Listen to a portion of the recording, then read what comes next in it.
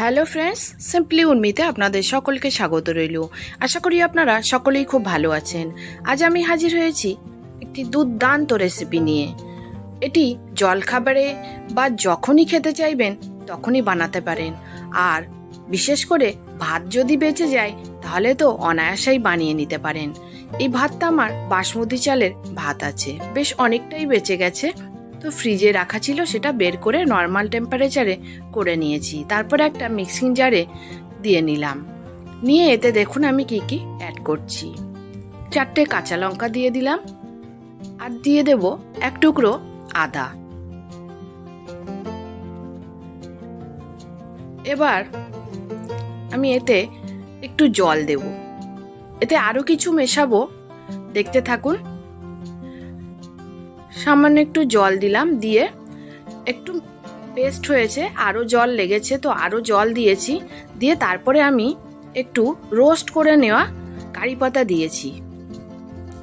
Roast করে নিলে কি হবে, পুরো পেস্ট হবে না, একটু আস্তে আস্তে থাকবে, তখন মুখে পড়লে বেশ ভালো লাগবে আর দেখতেও ভালো লাগবে। আমি পাতাটা মাইক্রোওয়েভে রোস্ট করে নিয়েছি। দেখুন পেস্টটা কত সুন্দর হয়েছে, আর পাতাগুলো কিন্তু খুব ভালোভাবে পেস্ট হয়নি, যেহেতু ওটা রোস্ট করে নেওয়া ছিল। রোস্ট বলতে ফুল রোস্ট না, হাফ রোস্ট আর কি। এবার একটা পাত্রে আমি পুরোটা নিয়ে নিলাম। মিক্সির গায়ে অনেকটাই লেগেছিল, সেগুলো নিয়ে নিলাম। এবার মেশাচ্ছি 1 টেবিল স্পুন পরিমাণ জোয়ান। জোয়ানে ফ্লেভারটা দারুণ আসে। তারপরে একটু কাশ্মীরি লঙ্কা গুঁড়ো দিলাম, কালারটা বেশ ভালো আসবে।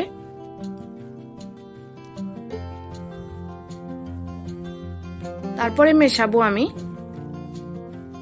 লবণ, পরিমাণ মতো লবণ দিতে হবে, দিয়ে একটু মিশিয়ে নেব। এতে আমি আরো কিছু মেশাবো। এবারে একটু ভাজা জিরে গুঁড়ো দিয়ে দিলাম, এটাও 1 টেবিল স্পুন পরিমাণে। আর দিয়ে দিচ্ছি একটু চিনি, আর দেব একটা লেবুর অর্ধেক রস বের করে দিয়ে দেব। একটু ঝাল ঝাল টক টক মিষ্টি মিষ্টি ফ্লেভার আসবে, দারুণ লাগবে। এবার দিয়ে দিলাম 1/2 চামচ মতো গোলমরিচ গুঁড়ো দিয়ে এবার খুব ভালো করে মিশিয়ে নেব, না হলে লাম্পস পড়ে যাওয়ার সম্ভাবনা থাকবে।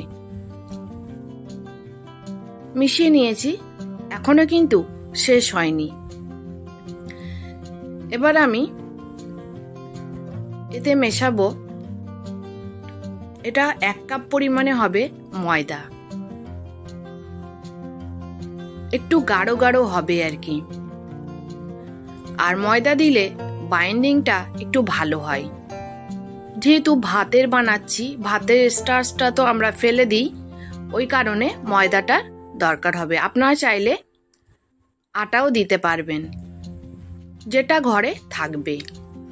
এবার একটা ননস্টিক বড় ফ্রাইং প্যান আমি নিয়েছি, এটাতে আমি ধোসা বানাই, যেহেতু বড়, একসাথে আমি 2-3টে করে বানাতে পারবো, তাই জন্য এটা নিলাম।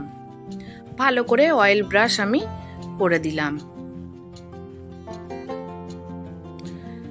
এবার আমি একটা গোল চামচে করে একটু পাতলা পাতলা করে দিয়ে দিচ্ছি।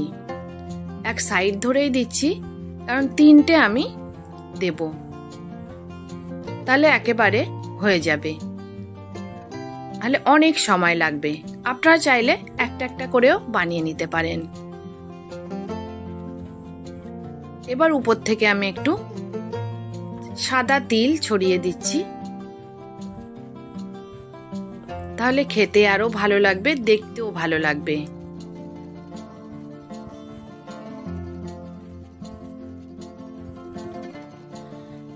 এবার লো ফ্লেমে একদিকটাতে আমি ভালো করে সেঁকে নিয়েছি। উপর থেকে দেখুন সিদ্ধ প্রায় হয়ে গেছে। এবার ধীরে ধীরে উল্টে দিচ্ছি। আর এই তিলটা বেশ রোস্ট হবে, খেতে দারুণ লাগবে। এবার লো ফ্লেমে রেখেই অপর পিঠটাও ভালো করে সেঁকে নিয়েছি।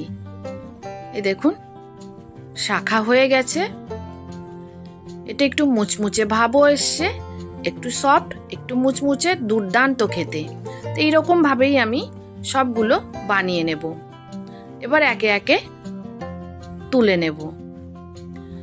দেখতে দারুণ লাগছে না? খেতেও অসাধারণ।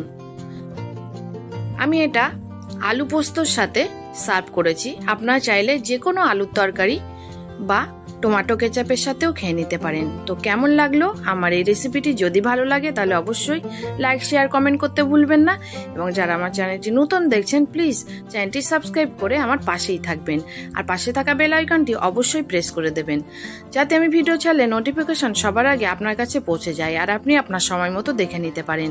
আর ফেসবুক থেকে দেখলে পেজটি অবশ্যই ফলো দিয়ে রাখবেন। তো আজ আসি, সবাই ভালো থাকবেন এবং সুস্থ থাকবেন। ধন্যবাদ রইল সকলকে।